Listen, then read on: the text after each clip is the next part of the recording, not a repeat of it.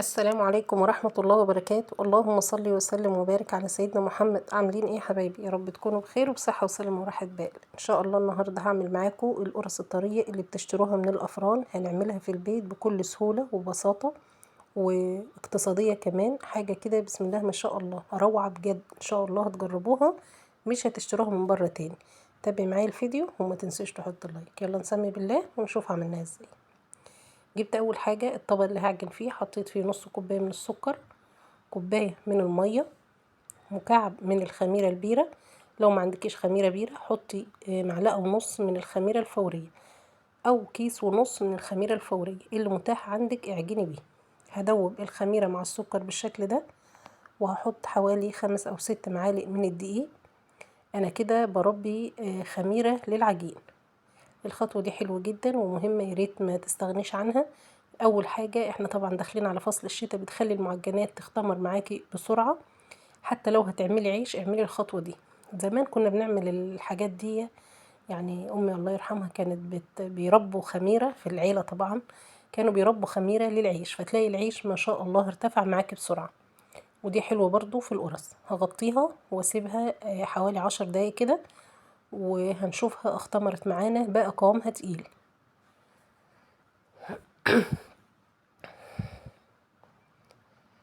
قوامها بالشكل ده.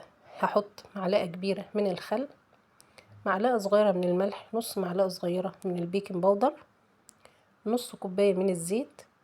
يا ريت الزيت يكون ملهوش اي ريحة علشان بعد ما تعملي القرص ما تبقاش ريحتها مش حلوة. زودت كوباية من المية تاني.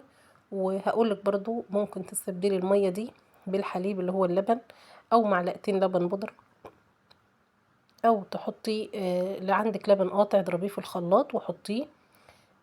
عندك الشرش بتاع الجبن اعجني بيه جميل جدا برضو. كل الحاجات دي بتخلي المعجنات طعم وريحة في منتهى الجمال. زودت معايا كمية الدقيق، معايا ده كيلو من الدقيق، ومعايا دي 3 كوباية من المية. هنزل بيها بالتدريج حتى لو انا عارفة ان الدقيق معايا هياخد 3 كوبايات. بس برضو بنقول نعجن في الاول كده على الناشف شوية، متنزليش بالمية مرة واحدة. بمجرد ان الدقيق يختفي معايا هوقف عجن لمدة حوالي 5 دقايق. منه هريح العجينة وهريح ايدي، وبعد كده هرجع اعجن فيها تاني. اعملي الخطوة دي حوالي كده مرتين او 3 وانتي بتعجني. وطبعا زي ما بنقول كل مرة بيختلف من نوع الدقيق من نوع للتاني في شربه للسوائل.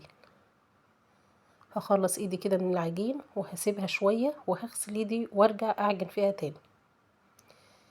كل ما تعجني في المعجنات اي معجنات، كل ما تعجني فيها وتخدميها كويس كل ما تاخدي نتيجة حلوة جدا.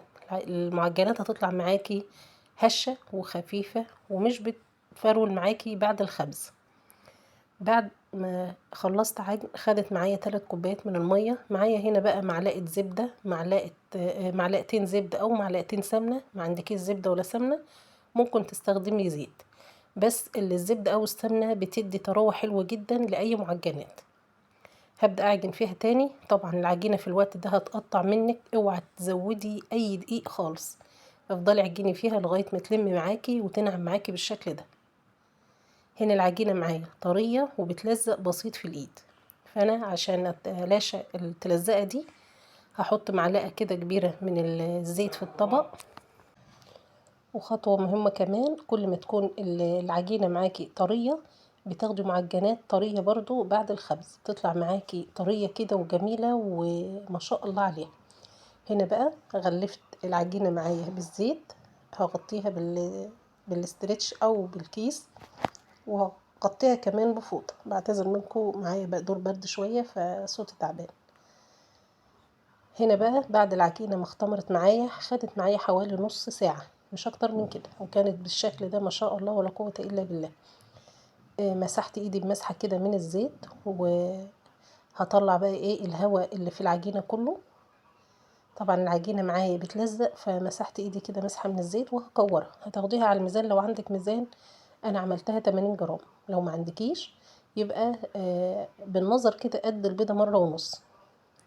بجد ان شاء الله لو عملتي القرص بالشكل ده مش هتشتريها من بره تاني، وهتعملي في البيت وتملى بيتك خير وبركة.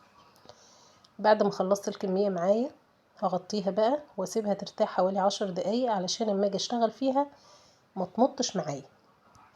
حطيت مسحة خفيفة كده على المفرش اللي هفرش عليه، وجبت الكورة، اول كورة عملتها فردتها ورجعت لميتها تاني. الخطوة دي مهمة جدا جدا،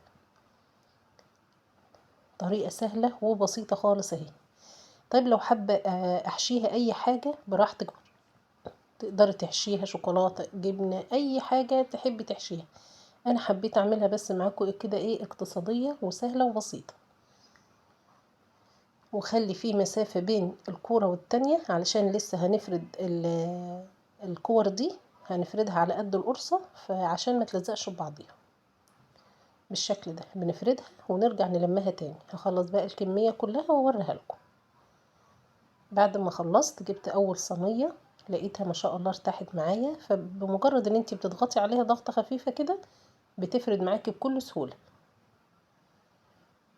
العجينة دي تنفع معاكي للفينو، تنفع معاكي للعيش الكايزر، وان شاء الله هعمله مرة كمان معاكم. بجد عجينة سهلة وبسيطة جدا واقتصادية بالشكل ده.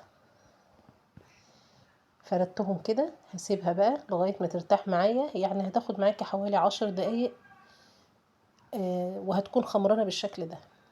طبعا بنغطيها عشان وشها ما يعملش قشرة. جبت بقى هنا اختياري برضو، يا ربع كوباية لبن يا ربع كوباية مية، حطيت فيها معلقة سكر، وهدهن الوش بالشكل ده. هرش بقى حبة سمسم، والمية بسكر بتخلي السمسم يلزق في القرص من فوق وما بيقعش منك خالص. بعد ما خلصتها كده بقى، طبعا شغلت الفرن يسخن معايا كويس. لازم اي معجنات تدخل على درجة حرارة عالية. اول ما بتستوي بتطلع بتغطيها بفوطة ب5 دقايق وبتلاقيها بالشكل ده. ويا رب الفيديو يكون عجبكم، واشوفكم ان شاء الله على خير ومع السلامة.